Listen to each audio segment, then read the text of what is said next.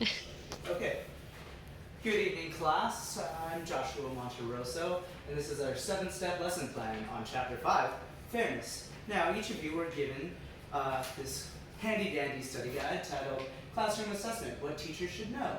Chapter 5, Fairness.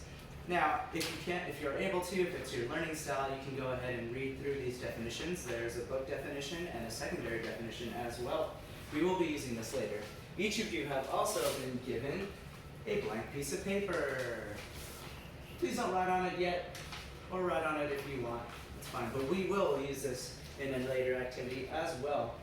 Let's get started. What does fairness in a classroom look like to you? Jeffrey. I think fairness is when, you give us all the same grade. It's not really that. Monica. Well, fairness is when, we all have the same opportunities. It's, equal. Very good. It's equal. According to the book definition, the validity of test score interpretations and uses for students from all relevant subgroups. Fairness is present when assessments are developed, administered, scored, and reported in ways that are even-handed for all students. Now, we're going to do a classroom activity. So, with the papers that you were given, I'm going to divide you guys into teams. Now, your goal is to create a snowflake.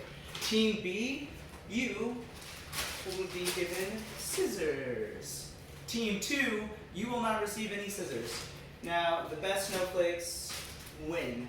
I will give you 40 seconds, hypothetically. Ready, go. All right. As you can see, Team B, your snowflakes look rather majestic, and Team 2, your snowflakes are not quite as great. Valiant effort, though.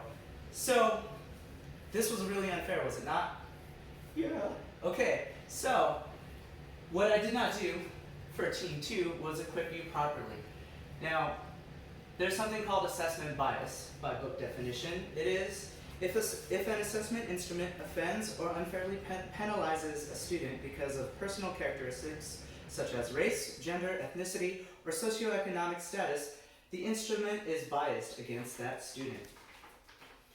Now, Team 2, you were not properly equipped to perform this activity. You did perform the activity, and you performed it to the best of your abilities. However, Team B was equipped with more tools. So, equipping is really important. Now, sometimes tests will be geared towards one class or another, or socioeconomic class, or race, or religions, or different gender biases. But fairness is an important concept in teaching and assessment. Without fairness and equality, we cannot accurately assess students. Part of our job as teachers is to equip you students, and it's not fair to test them on something which they have not been equipped. By the end of this lesson, I hope that you have acquired a solid understanding of fairness and assessment bias, and with that knowledge, keep your future classroom free of those biases as best as you can. Now, let's move on to some examples.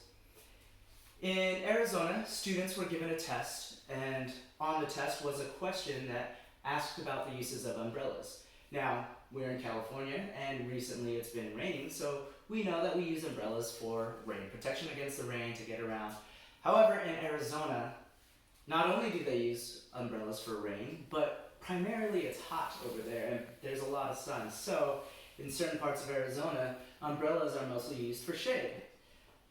Now, on this test, there was not an example or an answer that exhibited that, and so the students in Arizona had somewhat of a disadvantage. Now, that's similar to the Hawaiian snow example, where on a test, students were asked to accurately describe their first snow. However, in Hawaii, some students don't know what the first snow looks like or have experienced snow firsthand, and some have only experienced snow through movies. So in that example, it's not really fair to test them geographically because they haven't been taught or they haven't experienced snow to that degree. Final example is a gender biased example. Studies recently have shown that women will do twice as twice as much better. This is a difficult thing to say.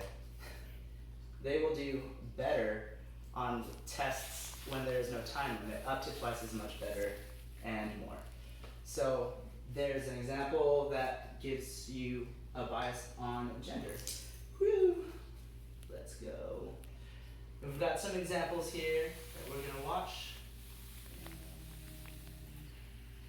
go.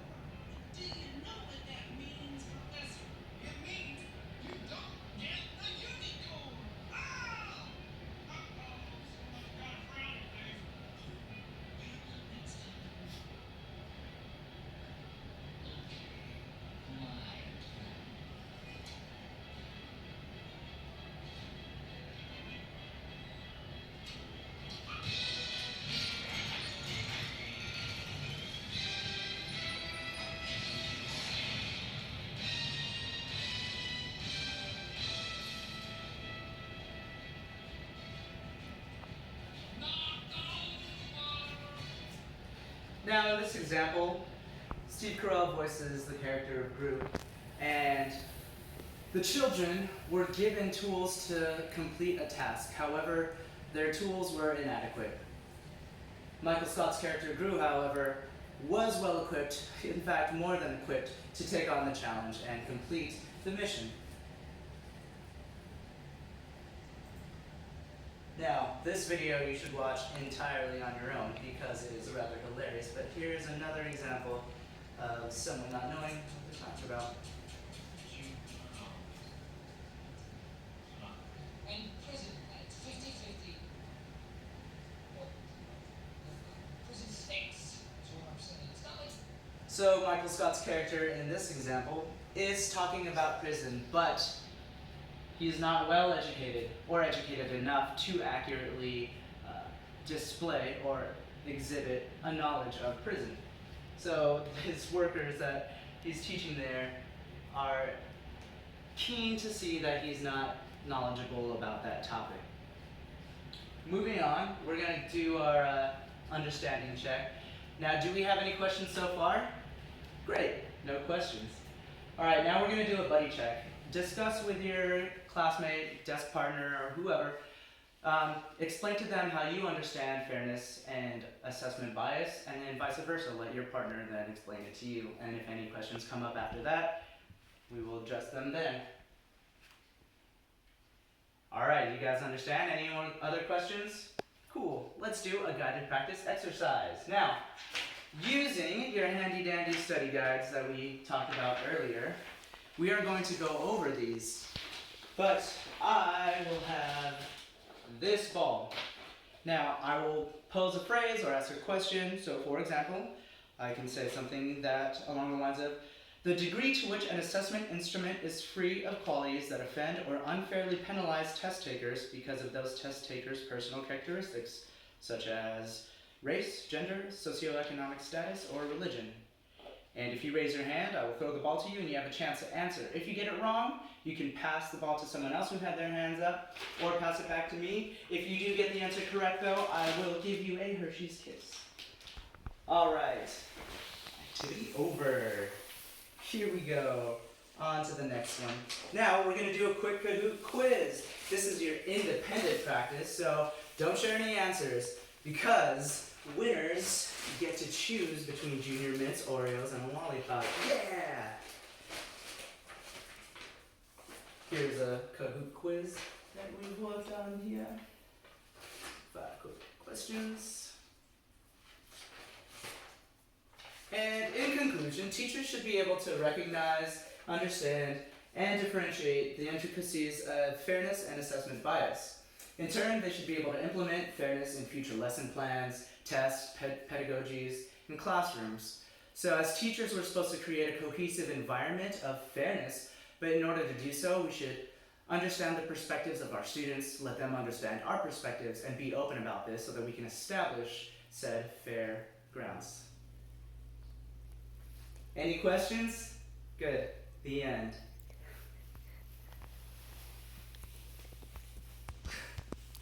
Why isn't it stopping? Did it go over?